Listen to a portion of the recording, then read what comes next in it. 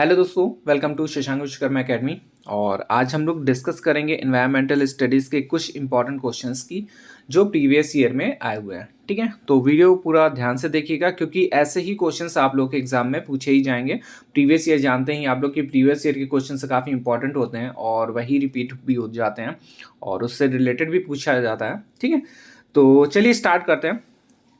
हाँ, तो सबसे पहला जो क्वेश्चन इस पे दिया गया है सन 1853 में भारत की पहली यात्री रेल जो ट्रेन थी चली थी।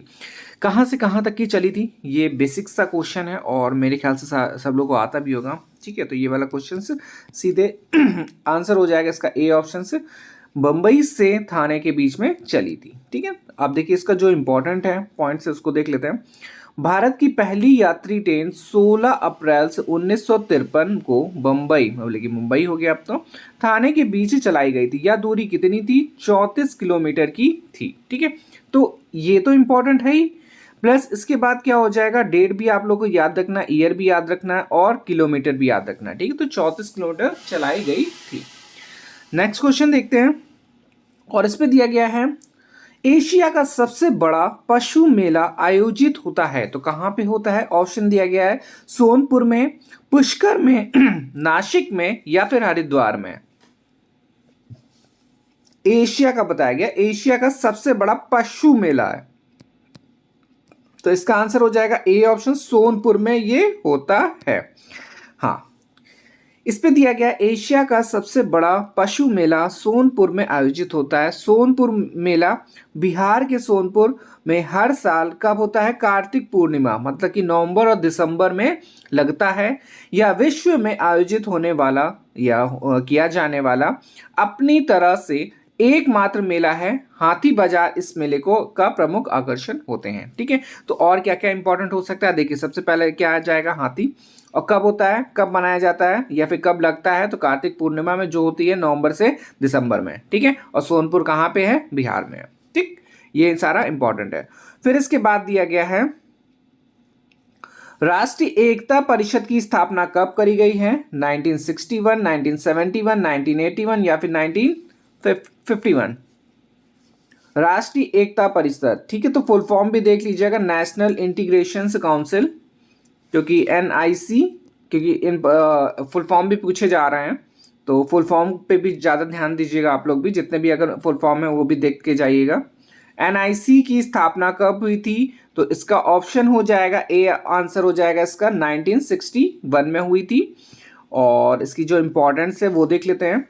राष्ट्रीय एकता परिषद एनआईसी की स्थापना हुई थी 1961 में और इसमें अनेकता में एकता के सिद्धांत पर केंद्र सरकार द्वारा दिल्ली में हुई राष्ट्रीय सभा के लिए एक निर्णय के साथ हुआ था। ठीक है, तो अनेकता में एकता याद रखिएगा। फिर है इसमें अध्यक्ष रूप में प्रधानमंत्री, केंद्र गृह मंत्री, राज्यों के मुख्यमंत्री, राजनीतिक दल के 7 सदस्य तथा प्रधानमंत्री द्वारा मनोनीत करे जाते हैं।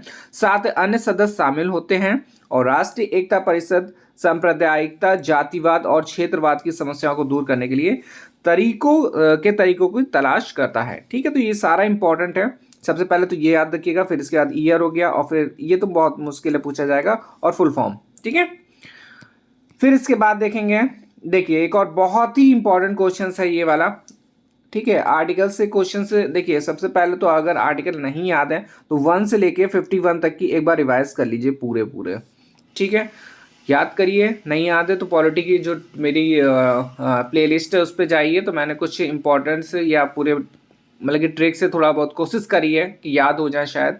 ठीक है, तो उसको एक बार देख लीजिएगा जाके और बहुत सारा चीज़ आप लोग को याद भी हो जाएगा। एक बार देख लेंगे तो पक्का है कि कुछ नहीं से तो कुछ तो याद ही हो जाएगा। ठीक है, क्योंकि आप लोगों को पता है आर्टिकल थोड़े से बहुत ज़्यादा है और प्लस इंपॉर्टेंट भी है काफ़ी, और एग्जाम में इससे क्वेश्चन पूछे ही जाते हैं। ठीक, ये हो गया। और प्लस 1 से लेके 51 तक की अगर पार्ट वाले हैं आर्टिकल तो उनको जरूर देखिएगा। ठीक है, जैसे 21A हो गया, 51 हो गया ए, तो ये काफ़ी इंपॉर्टेंट है, इससे भी क्वेश्चन पूछे जाते हैं। अब देखिए इसका जो दिया गया है, यह है समता के अधिकार का उल्लेख संविधान के किन अनुच्छेदों में मिलता है? ठीक है, तो आर्टिकल 14 से 18 या फिर 23 से लेके 24 या फिर 25 से लेके 28 या फिर 19 से लेके 22।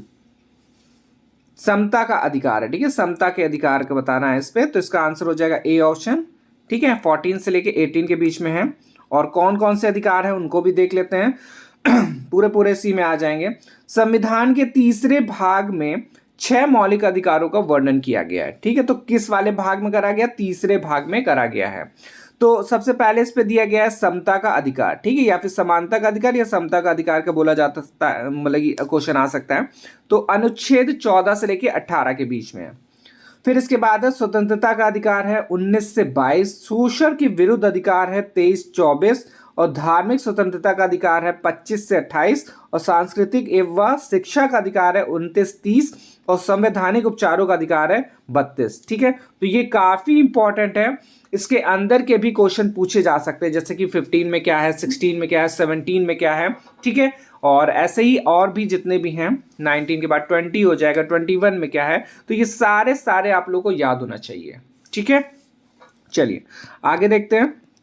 फिर दिया गया है किस देश में लचीला संविधान लागू है? तो ऑप्शन दिया गया है, इससे पहला चीन है, अमेरिका है, यूनाइटेड किंगडम है और भारत है। तो इसका आंसर हो जाएगा सी ऑप्शन से, यूनाइटेड किंगडम, ठीक है।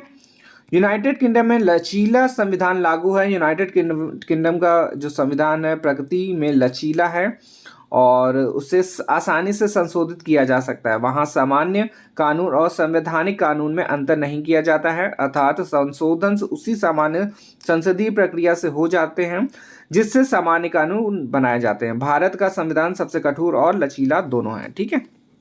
भारत के भैया कानून तो बहुत टाइम लगता है बनने में, बाहर का तो बिल्कुल ही अलग है यहाँ से। और फिर इसके बाद आगे दिया गया निम्नलिखित में से किस देश में रेडियर पाया जाता है, ठीक है, रेंडियर पाया जाता है। तो कहाँ पे पाया जाता है ये? तो ऑप्शन दिया गया गर्म मरुस्थल मानसून में, या फिर टैगा में, या फिर टुंड्रा प्रदेश में। रेंडियर बताना है आपको। तो इसका आंसर हो जाएगा डी ऑप्शन, टुंड्रा प्रदेश में पाया जाता है ये। और इसमें दिया गया है रेडियर से टुंड्रा प्रदेश में पाया जाता है और इसके निवासियों के लिए परिवहन और माल ढुलाई के काम में आते हैं, ठीक है। ठंड से बचने के लिए यहाँ के निवासी रेंडियर की खाल पहनते हैं तथा भोजन के रूप में रेंडियर के मांस तथा दूध का उपयोग करते हैं, ठीक है। तो ये याद रखिएगा, टुंड्रा प्रदेश।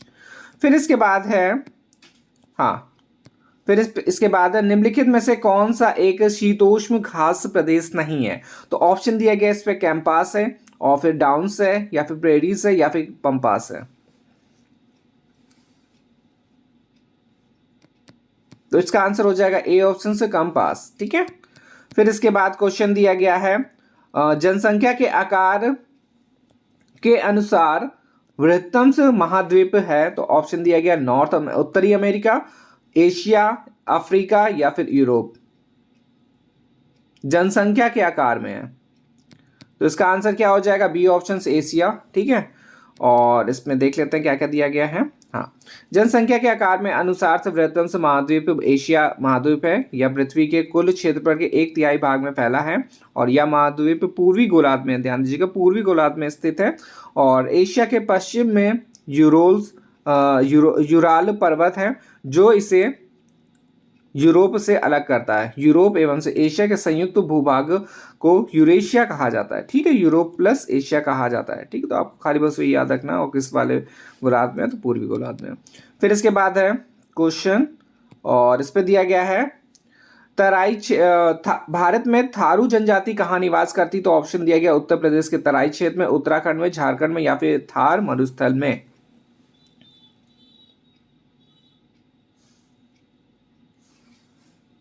तो इसका आंसर हो जाएगा ए और बी दोनों हो जाएंगे, ठीक है।